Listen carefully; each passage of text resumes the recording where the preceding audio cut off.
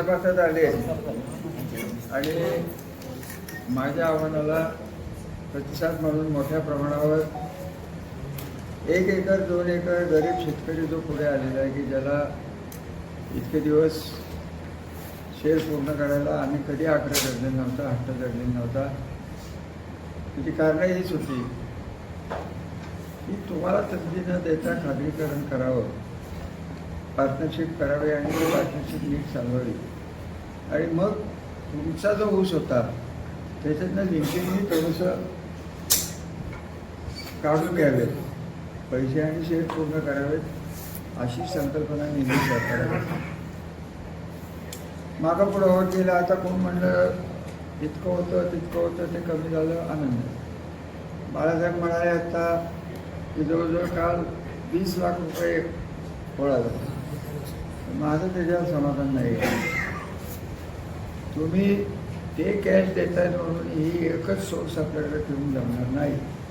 प्रत्येकाने संचालकांनी ज्या त्या दिवशी चिटबॉयांनी सगळ्यांनी गावागावात फिरायला लागणार आहे, सचिवांनी फिरायला लागणार आहे आणि प्रमुख कार्यकर्ते तिथं ही लोक येतील तेव्हा तिथं बसणं गरजेचं आहे.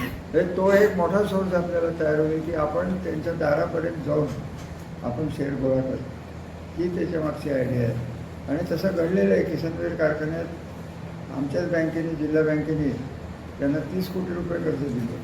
आपण तेच केलं आहे की तुम्हाला कॅश भरायचे तर कॅश भरा, तुम्हाला जर उसातनं द्यायची असेल तर कर्ज घ्या आणि तुम्हाला उसातनं जरी द्यायची नसली तरी कर्ज घेऊन 7 लाख रुपये करा. एवढं जरा केल्यानंतर आज कार्यकर्त्यांचा ट्रस्ट इथं लागणार आहे की स्वतःच्या गावात एकही शेअर कोणाचा का असे ना. तर मला तर विरोधकांचे काही फोन आले ते तुम्ही करताय ते बरोबर आहे, आम्हाला उपयोगाला स्वतःच्या ऊस टाकायचं नाही. मी काय नावं सांगत करणार नाही कारण त्यांची गावांनी कुठं होईल तुम्हाला माहिती. किती लोक माझ्याकडे येऊन गेली पण काही लोक जी करायला लागलेली आहे. मी एक वेळ त्या माझी खासदाराला मान्य करेन की त्यांनी एवढं मोठं भांडवल घातलं आहे, एवढं मोठं खर्च केलं आहे. साखरवाडीचं आहे एवढं क्रशिंग वाढलं आहे, श्रीरामचं एवढं क्रशिंग वाढलं आहे, त्यांना ऊस मिळतो आहे, माळशिरस म्हणून मिळतो आहे, आता तर अजिबात मिळणार नाही ही परिस्थिती आहे.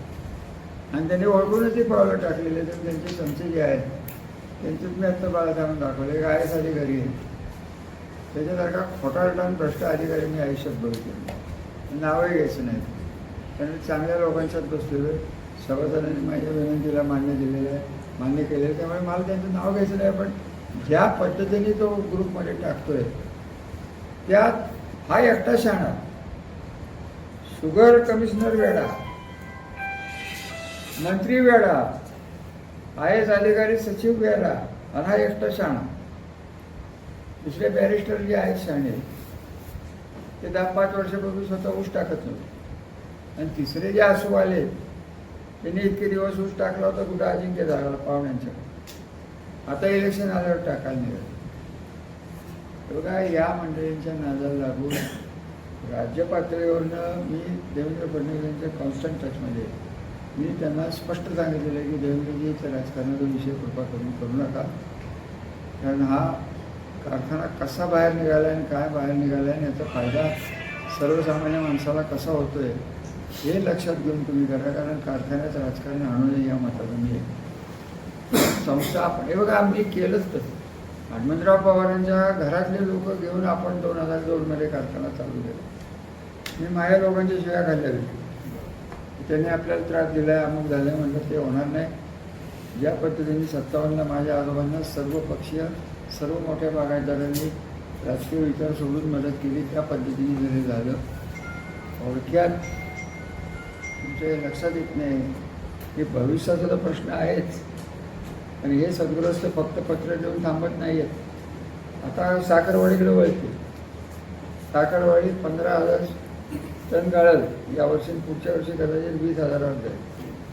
तो कसा बंद पडेल हे अटल निसर्गामध्ये ठरणारच आहे, ठरतच आहे. त्यांना अजूनही स्वप्न पडत आहेत की वाटोळं केलं त्या कारखान्याचं तरी तो कारखाना माझ्याकडे यायला पाहिजे. त्यांचे चिरंजीव 150 आता कुठेतरी निवडून आले असं कळतं. हा जो सगळा चाललेला खेळ आहे हा हे 2 कारखाने तुमच्या लक्षात येते की नाही बघा. आपल्याकडे 15 अधिक 5 20,000 डेली येईल आमचं 20,000. त्यांना काय मिळायचं? 6 महिने चालला 100 आधी 100 दिवस चाललं 20,000 गुणिले 100 करा. संपला का विषय? 20 लाखाच्या वर साखर आपल्याकडे ऊसच नाही. आज एवढं सगळं डोळ्याला चित्र असताना मी तुम्हाला प्रत्येक इलेक्शनमध्ये मागे सांगत होतो की हार जीत ही आम्ही स्वीकारली. तो विषय नाही आहे, परंतु ही माणसं घरून नाही आहेत. 30 वर्षात आपण आज हे सगळं हे करायला 2002 पासून कशा परिस्थितीनं हा कारखाना बाहेर आला आहे ते बाळासाहेब तुम्हीच मला सांगा. आपण देवेंद्र साहेबालाच जमलं तर 20 तारखेला आले आणि त्यांनी जर आपल्याला वेळ दिली हे सगळंच त्यांना देऊन टाकून तुम्हाला काय निर्णय घ्यायचा तो घ्या. आम्हाला सरकारकडनं 2च अपेक्षा आहेत की मेरिटवर निर्णय घ्या. आम्हाला काय दुसरं पाहिलं नाही. माझी खासदारी आम्ही काय बघणार नाही. आणि माझं एक आव्हान आहे की देवेंद्र साहेबांनी आम्हाला सांगावं की आम्हाला हे करून पाहिजे. आम्ही त्यांचं ऐकू, तिथल्या चमच्याचं अजिबात ऐकणार नाही. नाही तर म्हणजे काय होईल इलेक्शन. हिंमत असेल तर त्या विश्वास भोसलेला म्हणावं ये ना सामन्यात बघ राजाळ्यात की तुला मतं पडतात. तरुण कर्डेकरांना माझं तेच म्हणणं आहे, वडिलांनी तेच केलं तुम्ही तेच करता. तुम्ही कारखाना कुठल्या प्रकारचे हक्क सांगता? तुमच्या जमिनीपासून सगळं आमच्या कुटुंबाने तुम्हाला दिले. 57 साली 62 साली यांचे वडील आले तर तुमच्या कारखान्याची बुलडोजर का काय त्या काळात होतं ते गेले तर त्यांच्या जमिनी साफ करून दिली. त्याने स्वतः तालुक्यासाठी काय करायचं नाही, दुसरा करतो त्याला करून द्यायचं नाही. आणि त्यात आमचं काही होऊन द्यावं, राजकारण संपतच. तर तुमचं काय? साखर कारखाना हा चालू नव्हता. साखरवाडी जेव्हा बंद होती तेव्हा काय परिस्थिती होती तुम्ही विसरला का? 400 रुपये कमीने माळेगावला ऊस टाकत होता भिकाऱ्याकडे. पाणी सगळ्यात आपल्याकडे जास्त 80% पाणी आणलं. काय मिळालं पाणी आणून? संबंध ड्राय भागात आपल्याकडे केवळ क्षमता नाही म्हणून ड्राय भागाची लोक म्हणतात आम्हाला तोड मिळत. आता ती संपलेली. काय राहिलंय काय बाळासाहेब? सगळं करून ठेवलेलं चक्र. साखरवाडी कशी बंद पडेल आणि श्रीराम कसे बंद पडेल याच्यावर जर कोण करणार असेल तर मी काय ते मान्य करणार नाही. आणि सर्वसामान्य माणसाला मी डायरेक्टर मंडळींचा बोलत नाही आहे. तुमची खर्च लागणारे हे तुमच्या गावातनं भागातनं गटातनं येणाऱ्या शेअरवर आहे. तुम्ही जर नेहमीसारखं घरात बसणार असाल तर तुम्ही बसा, मी बसणार नाही. मी ते करणार म्हणजे करणार. अजून 2-4 दिवस मी वाट बघीन. जर सोसायटी लेवलला जर यंत्रणा लागली नाही तर आपल्याला प्रत्येक गटात जाऊन स्वतः संजीव तुम्ही मी तिथं जाऊन लोकांना बसायला लागेल. तर मी मागं पुढं बसणार नाही, बघणार नाही. कारण मला एक कळतं आहे की दोन्ही कारखाने हे त्यांचा कर्जबाजारी कारखाना कर्जाच्या ह्याच्यातनं बाहेर निघावा म्हणून चाललेलं हे राजकीय षडयंत्र आहे. आणि हे राजकीय षडयंत्र देवेंद्र साहेबांनी त्याला बळी पडू नये एवढीच विनंती करण्यासाठी मी तरी प्रेस कॉन्फरन्स घेतली. आणि सकाळी त्यांना माझं कम्युनिकेशन हे त्यांच्याबरोबर असतं. त्यांनी तेच म्हटलं की यांचं राजकारण कृपा करून आणू नका, त्यांच्या कारखान्याला काय चाललं आहे हे बघा. आज ते आम्हाला मागतायत हे द्या आणि ते द्या. ते 150 आणि एक म्हणते 200 रुपये पहिल्या मंत्री समितीने सांगितलं. अगं हिचं मंत्री समिती काय सांगते वाट बघ ना. ते ही मंत्री समिती जी आहे ती ते म्हणेल ना. ॲक्शन किती वर्ष झाली हो बाळासाहेब त्याला? दुसरा करार केला त्याला 5 वर्ष झाली. त्यावेळेस मंत्री समितीनं माननीय आत्ताचे आपले पालकमंत्री देसाई साहेब यांनी त्यांचं मत मांडलेलं होतं आणि ते ऑनलाईन मांडलं होतं. मिटिंगला हजर नव्हते. त्यांनी लेखी मत मांडलं की श्रीराम कारखाना सक्षम झालेलं आहे. तो चालवायला द्यायचा असेल तर 5 वर्षात द्यावं आणि नफ्यातून 200 रुपये द्यावेत हे त्यांचं मत होतं. पण बाकी ती बॉडी 3 लोकांची होती. दोघांनी सर्व मताने निर्णय घेतला की 15 वर्षासाठी कारखाना चालवायला मी तुम्हाला म्हटलं ना की यांना कसंही करून हा कारखाना ताब्यात घ्यायचा. कसंही करू तुम्ही कारखान्याच्या चाव्या त्यांच्या हातात दिल्या की तुमच्या संसाराच्या चाव्या या नीरा नदीत फेकून मग तुम्हाला समाधान मिळेल. की मी म्हणेल ते तुम्हाला पटल ना पटल तुम्हाला वाटेल रामराजांचा कारखाना जातोय, मला काय हौस राहिलेली नाही. हा कारखाना चालू करायला मी काय काय केले ते तुम्हाला नंतर सांगेन, मी आत्मचरित्र गेल्यावर सांगेन. आज काही मी तर बोलणार नाही, पण तो महाकष्टाने काढलेला कारखाना आहे. त्या 3 नालायक माणसामुळे जर सत्तेतनं जर तुम्हाला आणि ह्यांचं राजकारण काय, लोकांच्यात जाऊन घे की दरवेळेस मुख्यमंत्री आण, दरवेळेस हा मंत्री आण, एकदा तो मंत्री आण, एकदा ज्येष्ठ बंधू म्हणून अजून कोण आण. स्वतःच्या एमटीवर ये ना पुढं. मी मंत्री होतो, किती मंत्र्यांना बोलवलं पैठण तालुक्यात. एक शरद पवार आणि अजित पवार सारखे एक मंत्री येत नव्हते, बोलवतच नव्हतं. इथं दर 15 दिवसाला हळदी कुंकालाच देवेंद्र फडणवीसाला बोलतो. ही परिस्थिती आहे अशी. आणि त्यांची जी स्टाईल आहे, 95 झाले. यांचे वडील कैलासवासी इंदुराव हे जेव्हा दिल्लीला गेले तेव्हा 816चे फोन झाले. ते अर्थमंत्री होते. आज स्पष्टच बोलतोय मी, 816ने फोन केले म्हणून स्वराज्य डेअरी निघाली. कोणाला केले फोन? नॅशनलाइज बँकेचे चेअरमन. मला कसं कळलं? मला नेहमी कळतच राहतं. कसं कळलं सांगितलं तर त्यांचं जे सांगतात त्यांचं वाटोळं होईल, म्हणून मी काय बोलणार नाही. नंबर 2, हे महाराज हिंदूराव नंतर गेले काँग्रेस आहे म्हणजे हे महाराज तिकडनं गेले. कोण कोणाचे गेले? कराडमधनं गेले. राज्यमंत्री पंतप्रधान कार्यालय आमचे साडूच होते, तत्कालीन मुख्यमंत्री तेच होते. त्यांनी फोन केले.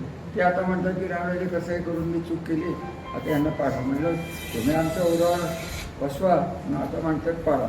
आता समोर जिल्हा माझ्याच म्हाताऱ्याच्या मागे लागला पाडायला. मी कसा पाडतो? मी तालुक्यात पुस्तक बघणार. जिल्ह्याच्या लोकांना जर माझी गरज असेल त्यांनी बोलवावं. कारण जे राजकारण आणि भविष्य काळात कुठं होणार आहे, जिल्ह्याचं तर होणारच आहे आणि आपल्या तालुक्याचं बागायतदाराचं. तेव्हा माझा तुम्ही कधीतरी विचार करा. खपून हे ड्राय बागाला आणलेलं पाणी आहे. आज ढवळसारख्या भागात 2-2 हजार एकर ऊस आहे. जाऊन बघून या. सोपं वाटलं हे सगळं. 2 हजार एकर ऊस आहे. हिंगणगावला 4-5 हजार एकर ऊस आहे. आई घेण्या सांगा कोण ड्राय बागातले असेल तर. एवढं सगळं करून बागायतदाराला काहीच मिळणार नसेल आणि कोणतरी उगाच 2 गाड्या पोलिसाच्या घेऊन फिरण्याला आणि त्याचे हे सगळे इथं अधिकारी जमवले. अहो हे त्याच्या पुढचं असतं. आम्ही परवा CEO त्याच्याकडे तक्रार केली.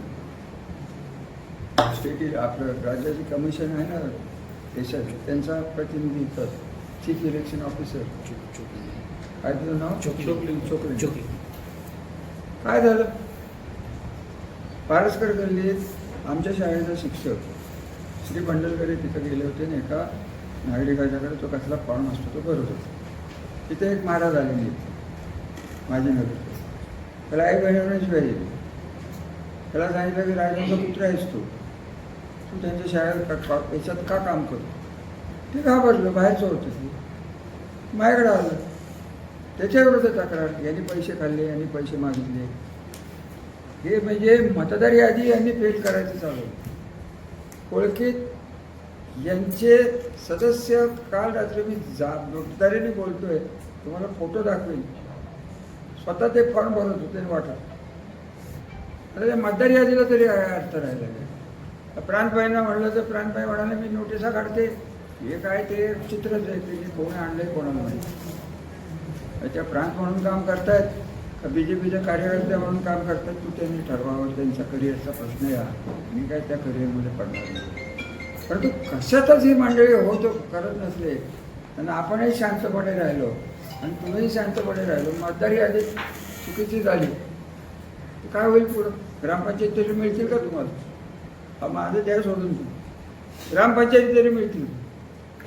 आणि तुम्ही जागरूकच राहणार असेल. सगळ्यांनी उठायचं, रामराजांच्याकडे जायचं. मी काय करू आता? तुम्ही काय करताय मला सांगा. वेळ अशी आली आहे की तुम्ही तुमच्या गावात न घाबरता जर पुढं जाणार असाल, ती मतदार यादी असेल, शेअरचा बाजार, शेअरची पूर्तता असेल, हे लोकांच्या जाऊन ठामपणे सांगायला पाहिजे की झाली ही चूक झाली, आमच्याकडून चूक झाली. कोणी पैसे घेतले असतील, कोणी काय केलं असेल ते झालं तर झालं. पण त्याचे परिणाम भोगायची वेळ आली. ते परमनंट परिणाम म्हणाले. 2 कारखाने बंद पडतील, सगळं बंद पडतं. ज्यांना आयुष्यात कधी काही जमलेलं नाही, शिक्षण संस्थेवर येतील, ज्यांना दुसरा धंदा नाही, स्वतः काढू शकत नाहीत, इतकी तर यांचं राजकीय वजन होतं. MIDC करायला करतात ना. MIDCत किती कारखाने आले, नुसतं डिफेन्सचा येणार आहे. आता परवा मला कोण म्हटलं काय तर काय फास्ट काय बुलेट ट्रेन कुठनं कुठं 40 मिनिटात, कुठनं कुठं 3 तासात. मी काय ते बघत नाही. मी व्हॉट्सॲप मला सांगितलं तरच बघतो, त्यामुळे मला तो विषयच नाही. माझं म्हणणं काय, त्यांना त्यांच्या पद्धतीने विमानतळ करून द्या, सगळं करायचं ते करून. फक्त त्यासाठी लागणारी जमीन ही आमची आहे हे त्यांनी जरा लक्षात ठेवा. त्यांच्या वडिलांनी त्याच्यावर हक्क सांगितलं. इकडे दारूला शिवाय आणि तुम्हाला काय सांगायचं, नवीन नवीन गाजरं धरायची. तुमच्या किंमत राहिली तर माझ्या किंमत येणार आहे. माझ्याकडं तक्रारी मी ऐकायला तयार नाही. प्रत्येकाने गाव वाटा, गाव पातळीवरचा शेतकरी तुमच्याबरोबर आहे एवढं लक्षात घ्या. त्याच्या परिणाम इथे जायलाच पाहिजे ही जबाबदारी तुम्ही प्रमुख जे आहेत त्यांची. तर ते होणार आहे, नाही तर होणार नाही. जग मारत उपयोगाला जायला लागेल एवढं लक्षात घ्या. तुमच्याही जाईल आणि गावही घालवाल. कारखाना तर जाईलच जाईल. आणि मी स्पष्ट सांगतो, शासकीय दबाव आणून सत्तेतून जरा कारखाना बंद पाडला गेला किंवा आपल्याला 2 मागण्या आहेत सरकार की ठीक आहे तुम्ही म्हणताय ना मुदत नाही आहे म्हणून नवीन करू नका. नाही करत आम्ही नवीन. स्टेट गॅरंटी द्या आणि आम्हाला कर्ज द्या. स्टेट गॅरंटीही द्यायची नाही, कर्जही काढायचं नाही, निवडणूकही घ्यायची नाही, प्रशासकीय नेमायचा. सरळ सांगा ना की तुम्ही पडूच नका. तुमच्यात जर हिंमत असेल, केवळ आम्ही चालवलेला कारखाना, आम्ही डोक्याने बाहेर काढलेले कारखाने केवळ राजकीय सूडबुद्धीने जर करायचे असतील, कोणाचं काही ठेवणार नाही ती म्हणजे हे त्यांचे स्वभाव आहेत. आणि स्वभावाला हे आहेत अधिकारी इतका आज चमत्कारी गेले, इतकं खोटं बोलतो. बॅरिस्टरबद्दल बोलायची माझी लायकी नाही. तो बॅरिस्टर मी साधा गेलेले नाही. तो काय माणूस आहे, काय हे दोघं जे धरून आणले. अहो यांनी किती केलं मला तिघांना विचारायचे, शिवरूप राजांना, या भोसल्याला आणि त्या निकमाला. तू एक तरी संस्था काढली का? 100 एकर ऊस जमीन केली त्या भोसले पिंपळत राजा. आता इथनं येतं का पाणी कसं जात ते दाखवतो. कॅनॉलला भोग पडले. हे असले लोक तुम्हाला चालत असले करा, मला तर बघा नाही. मला या सगळ्या भानगडीत न्याय पाहिजे. एक तर मी केले ते मला टिकवायचं आहे आणि टिकवण्यासाठी कार्यकर्त्यांची गरज भासणार आहे. सर्वसामान्य माणसांनी कौल आपल्याला दिलेला आहे बाळासाहेब. आता तुम्ही चुका करू नका करू आणि कंटाळा करू नका. थोडी यायला सुरुवात होतील. बघून घेतो, करून घेतो, टमूक होतो. काय घाबरू नको, तुला काय करायचं ते कर म्हटलं. पोलीस चौकीत येतेच, तिथे येतेच, मतदार यादीत येतेच.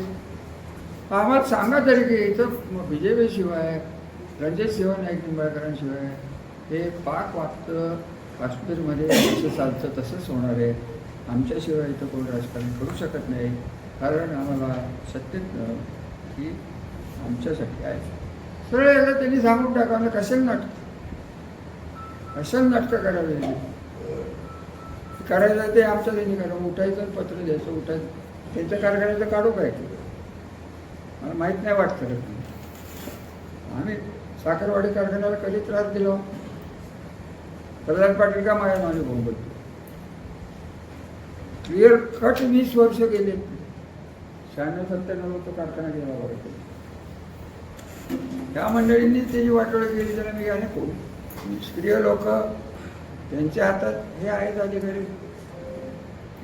दूध डेअरीत इंटरेस्ट घ्यायला निघाले. हा कुठल्या पदावर होते? चिंचवड पिंपरी प्राधिकारी 8वा बाळा. तिथं बसून राजकारण. इथं खाल्लेले पैसे इथं वापरायचे हा धंदा आहे. यावेळेस दुसऱ्या जाऊन इथले महान नेते जे आहेत BJPचे त्यांचा धंदा आहे सत्तेत जायचं. अर्थमंत्र्याला आणि पंतप्रधान कार्यालयाची ओळख काढून नॅशनलाइज बँकेला फोन करून कर्ज काढायची, नवं व्यवस्थित करून घ्यायचं. त्यांचा धंदा आहे. पण आमचं काय म्हणत नाही. तुम्ही तुमचा धंदा करा, आम्हाला आमचा करून द्या. आम्ही काढलेल्या संस्था आहेत. त्यांच्या वडिलांनी काय काढलं होतं? व्यंकटराव झालेले कधी काढलं तर मला आठवत नाही. त्यांची तेवढी क्षमताही नव्हती, ते तसं वागतही नाही. हिंदूराव किती विरोध केला तरी हिंदूरावने त्यांची क्षमता माहीत होती, त्यामुळे ते असल्या विरोधात होते. यांना वाटतंय आपण आंतरराष्ट्रीय पातळीवरची नेते राहतो आणि ती स्वप्न घेऊन अरे बाबा तुझ्या बुलेट ट्रेनमध्ये बसायला तो पैसा लागणार आहे, तो आमच्या माणसाच्या दिसत नाही आहे बाबा. आमच्या माणसाच्या देशात त्याचा ऊस निघाला, त्याच्या बायकोचा संसार होतो, त्याच्या मुलाबाळाची शिक्षण होते. कोण तुझ्या बुलेट ट्रेनमध्ये जाणार आहे? एक काढली लोणन काय पलटल, पुढच्या डब्यात इंजिनला गार्ड आपलं ड्रायव्हर आणि मागच्या डब्यात गार्ड. फाटक आलं की ड्रायव्हर खाली उतरतोय, उघडतोय, पुढे गेले की बंद करतोय. ही रेल्वे आहे. जाऊन बघा मी कुठं बोललो. नो पॅसेंजर, पॅसेंजरच नाही त्याला. इतकी सगळी विचित्र कामं ही लोक करतात. सरकार त्यांचं मोदी साहेबांना जे माणसं चालत असतील, कोण आपण बोलणार? आपण बाकी माणसं. आपला जीव कुठला आपलं चालू द्या. कोणाला पंतप्रधान व्हायचं आणि कोणाला मुख्यमंत्री व्हायचं, यांना व्हायचं आहे. मग व्हायचं आहे तर नीट वागून व्हा ना. तुम्हाला कोण नाही म्हणले? आम्हाला तरी काय विरोध करायचं कारण आहे? स्वतःच्या कारखाने नीट लाव चालवा, मग दुसऱ्या यायचं पोटं घालून लावा. आणि सगळ्यात विनोद, इकडं जवान कारखान्याला विरोध करतात. जवान कारखान्यावर प्रेशर आणलंय वाळत आहे, करार तोडा. जवानचे जे मालक आहेत ते सध्या बिजू, आणि त्यांना हे म्हणतात माझे कारखाना, माझा एक कारखाना चालू कर. शेत ओळखून घ्या. त्यांना माझी एकच विनंती आहे, विनंती हा शब्द मी जाणतो, त्यांना विनंती कळत नाही. हे चाललंय ते व्यवस्थित चाललंय. 3 माणसांच्यासाठी त्यांना पदं पाहिजे म्हणून बागायदार संपू नका ही माझी विनंती आहे. आपण आल्याबद्दल धन्यवाद. सर्व सभासद ज्या पद्धतीने पुढे आले त्यांनाही धन्यवाद. आणि कार्यकर्ते आणि संचालक जे आहेत त्यांच्यावर माझं बारकाईने लक्ष राहणार आहे, हे मी तुम्हाला स्पष्ट सांगितले. ते पलटण सोडतच नाही पूर्ण झाले. बाकी त्यांनी कुठलीही कारणं सांगायची नाही, एकही काम बाहेर काढायचं नाही. पहिले गावात शेर, मग काम. ठीक आहे, 100%. कोण बोललं? 100%. 200% कर, मग बडबड. विषय तो नाही, सिरियस गोष्ट आहे, गंभीर गोष्ट आहे. तुमच्या भविष्याचे प्रश्न आहेत. जास्त बोलून मी माझ्या कशामुळे काय बोलू शकला नाही. धन्यवाद चेअरमन साहेब, तुम्हालाही धन्यवाद. काही वर्षी ते जमवलं त्याबद्दल आभार. आपल्याला काही प्रश्न विचारायचे असतील तर विचारा.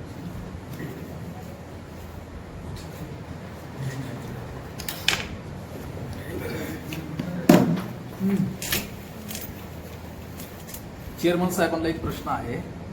आतापर्यंत सभासदांनी किती शेअर्स जमा केलेला आहे?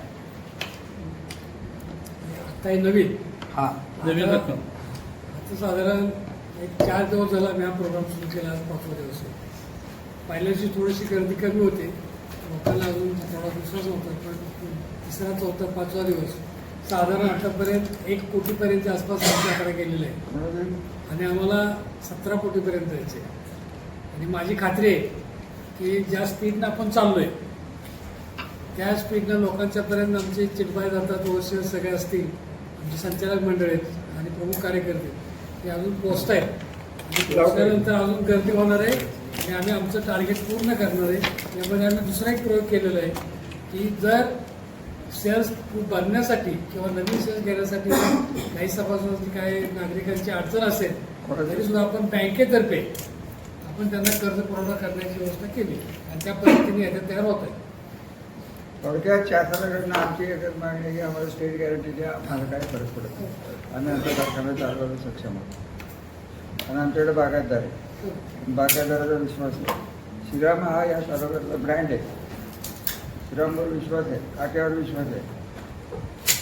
आता जे लोक आले होते बीडची जळगावची, माझी खासदाराला माझी विनंती आहे की आदिवासी लोकांनी तुम्ही आदिवासी कामगारांचं काय केलं होतं नागपूरमध्ये मी ऐकलेलं आहे. त्यामुळे तुम्ही दुसऱ्याच्या कारखान्यात आणि दुसऱ्याच्या भविष्याशी वेळ करू नका. बरं तिथं उपयोगाला काय करायचं ते करा, फोन बघायला येत नाही. अरे उगाच भानगडी करू नका. आणि हिंमत आलं तर त्यांनी यावं ना. एकही मंत्री न बोलवता पुढे ये ना, बघू ना कोणाचं काय होतं. आणि त्यांना अजून कळायचं नाही, कळायला वेळ. मंत्री होऊन पलटण तालुका कधी समजत नाही. पलटण तालुका वेगळा तालुका इथं राजकीय संस्कृती वेगळी. तर देवेंद्र फडणवीस साहेबांना पाहिजे जाहीर विनंती आहे की या कारखान्याकडे बघताना राजकीय विषय करू नये. या लोकांचा इतिहास बघा आणि आमच्या तालुक्याचं भविष्य घालू. एवढीच माहिती दिली. बोला. यासाठी मुख्यमंत्र्यांना आपण कधी भेटणार आहे संचालक? माझ्या पद्धतीने चालू आहे. वेळ दिली की भेट. पुढच्या आठवड्यात तवर आहे त्यांचं पलटण तालुक्यामध्ये. पुढच्या वीस आठवड्यात तारखेला आहे. हां, मग त्या संदर्भात आपण काय भेट वगैरे घेणार का आम्ही संचालक? मागणार दिली तर दिली नाही तर नाही. म्हणून तर तुमची प्रेस कॉन्फरन्स देतो. त्यांचे हे तरी कानावर जाते आणि हे त्यांना ते बोलून मागे काही इच्छा नाही त्यांच्या पाठीत बोलून. त्यांचे शब्द ऐकून जर इथं चालणार असेल तर आमचं आम्हाला बघायलाच लागेल. कदाचित आम्हाला हेच मिळणार नाही. सत्तेच्या विरुद्ध लढाई आहे. काही साधी सत्ता नाही आहे. आणि मग जर आपल्या तालुक्याला बुडवायचंच ठरलं असेल केवळ या 3 लोकांच्यासाठी, त्यासाठी हा कारखान्याचं बंद करायचं असेल. अंत खोटं माणूस बोलतो. एकही श्रीराम सागर कारखान्याने आता केले हे सगळे हायकोर्टाच्या निर्णयाप्रमाणे केले. निर्णय घ्यायला लावले कोणी? त्यांनी. कायद्याचा किती गैरवापर करायचा त्यालाही काही मर्यादा आहे. तर अरविंदभाई बसले त्यांना विचारलं जाऊन मुख्यमंत्र्यांनी मारलेल्या शेअरावर गव्हर्नमेंट आदेश निघतात का? मुख्यमंत्र्याला शेअरा द्यायचा खालच्या अधिकाऱ्यांना त्याच्यावर आदेश कधी निघतात? किंवा तुम्हाला जे मुख्यमंत्र्याचा जरी कोणाचा जरी आदेश असला सेक्रेटरीकडे जातो. सेक्रेटरी तो सगळी तपासतो आणि ज्याने कोणी तो शेअरा मारला असेल त्याला जाणतो करायला हरकत नाही किंवा करायला नको. आणि जर त्या माणसाला मुख्यमंत्र्याला किंवा मंत्र्याला करायचं असेल तर ती ओव्हररूल करून करतो. ही प्रोसिजर आहे. कुठं फॉलो झाली सांगा भाऊ. ती प्रोसिजर फॉलो झाली नाही म्हणून कोर्टात का जात नाही? हो, आम्ही वाट बघतोय. तुम्हाला काही आम्ही सांगू कुठल्या तारखेला आम्ही जाणार. जाणारच आहे.